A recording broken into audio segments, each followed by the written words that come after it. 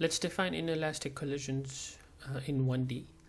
So again, inelastic collisions are collisions where momentum is conserved. Momentum is conserved in both types of collisions, but kinetic energy is not conserved. So so let's look at the scenario where you have a mass m1 that is moving in this direction towards the right, and then with velocity v1i, and m2 is moving again towards the right with velocity v2i, and then they experience a collision, and after the collision their velocities are v1f and v2f. So so again, total momentum before the collision is going to be equal to the total momentum after the collision. So now we can write in terms of symbols. The initial momentum of the mass m1 is p1i, m2 is p2i, and then p1f and p2f are the momentums after the collision. And so we can plug in the values. It's a 1D situation, so we can just write these as m1 v1 and m2 v2i, and then m1 v1f and m2 v2f. So so this is the equation for the conservation of momentum. Notice that these can be negative also, right, depending on the situation. The plus sign over here does not mean they're moving in the positive direction. These the velocities itself, they can be negative depending on what the problem is.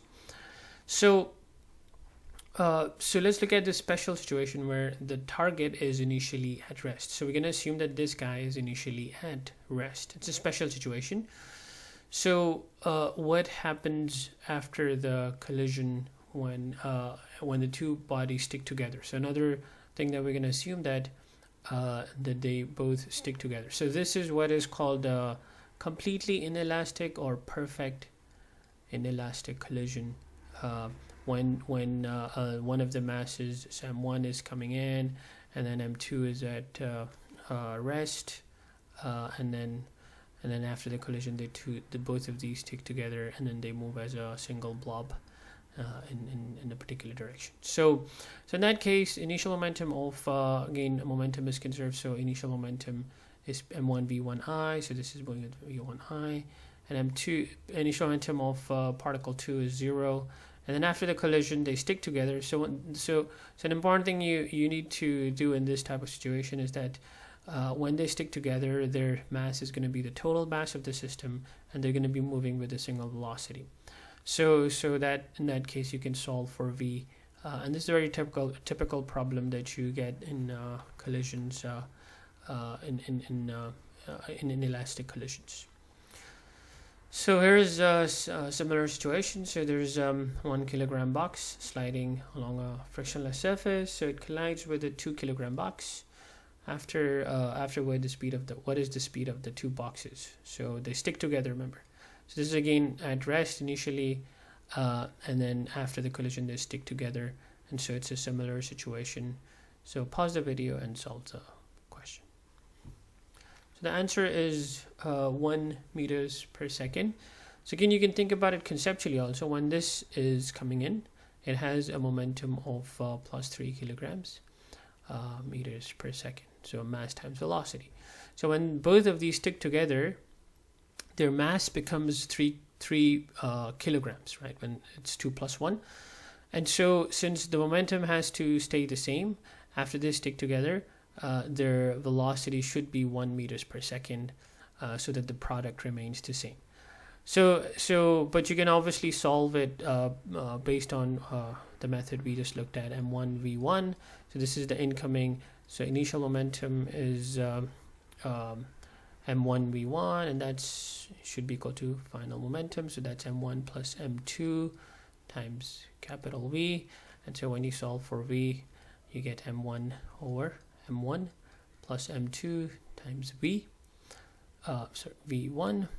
And so when you plug in the numbers, so m1 is 1 kilograms, and m1 plus m2 is 3 kilograms, and v1 is 3 meters per second. So the 3 cancels out, and you get 1 meters per second as the answer.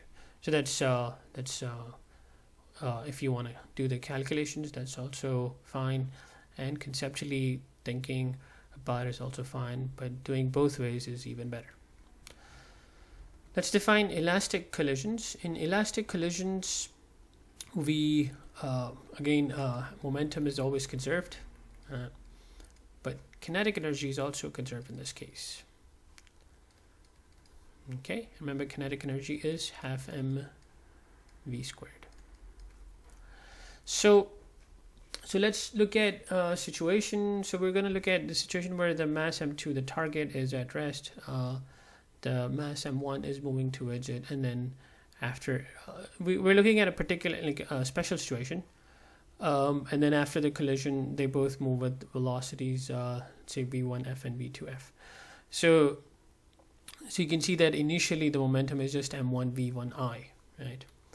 And then finally the momentum is the sum of the momentum of the two masses, and kinetic energy is also conserved in this case. So if you look at the conservation of momentum and energy, in this case kinetic energy, you get these two equations. So this is kinetic initial equals kinetic final, and this is momentum initial equals momentum final. And so again, notice that this is a special situation where m2 is at rest initially. So initially you only have the momentum and the kinetic energy of m1. So when you solve these two equations together, you get the equations, the final velocities, right? The equations for the final velocity. So we're solving for these two. These two are unknowns, and we are solving for these. So we get v1f and v2f in terms of v1I. So we have these two velocities, both in terms of v1I. And so the masses in these type of situations are typically known, and we can detect or measure the final velocities, and we can get an idea of the velocities of the incoming velocity of the incoming particle. So let's look at some special situations. So if you have played billiard ball games, you have an intuition of how collisions take place, let's say when we have equal masses. So let's look at a situation where m1 is equal to m2. So when m1 is equal to m2, what's going to happen? This is going to be 0, right? Because m1 is equal to m2. So v1f is equal to 0, and v2f is going to be, so it's going to be equal to 2m over 2m times v1i. So that's just equal to v1i. So what this equation tells us, that if we have two equal masses, like two billiard balls,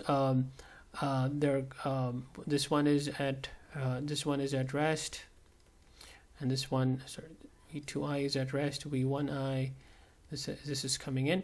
After the collision, what's going to happen? This is 1, this is 2. 1 would come to rest, right? v1f is 0. And v2 is going to be moving with that same velocity as v1i. So v1f is going to be equal to v1i. And this happens in a billiard ball game. Sometimes if you have a head-on collision, the collision should be head-on. If that happens, then one of the balls stops completely after the collision. The second one takes the momentum of the first one. And so this follows your intuition of conservation of billiard ball games and conservation of momentum. So let's look at another situation. Now let's say that we have a massive target, right? So let's say that this guy is really big, right? And this small guy is coming in with some, with velocity v1i, and v2i is 0 again. What do you think would happen in this case? It's your intuition is gonna the equations should follow your intuition, right? So obviously if this is really big, like so let's say this is a ping pong ball and this is a bowling ball, then obviously you expect that this should just experience very small change in momentum, and the ping pong ball should move in the opposite direction after the collision. And so in these type of situations you can make this approximation. So we have a situation where m1 is less than m2, right? And so that means if this is the situation, that then m1 minus m2 is approximately going to be equal 2, since this is really big, you get minus m2. So notice the approximately equal sign. And then m1 plus m2, again m2 is really big, you get this is approximately equal to m2. And so if you plug in these values, v1f is going to be equal to minus v1i, so let's use approximately equal to, and then v2f is going to be, so this is 2 m1 over m2 v1i. And so since this is, so notice that this is going to be really small, because m1 over m2, so in this case m1 over m2 is less than equal to 1, right? So in that case this is almost equal to 0, right? Going to be very small, because this is a really small number. So therefore this the bowling ball experiences a very small, its final velocity is going to be really small. Its the ping pong's ball velocity is going to be almost the same in the opposite direction. So we're just looking at the situation approximately. In the third situation, we have m1 is greater than m2. So in that case, what do you expect? So let's look at this situation. This is a bowling ball coming in and gonna experience a collision with a ping pong ball. So this is the bowling ball coming in.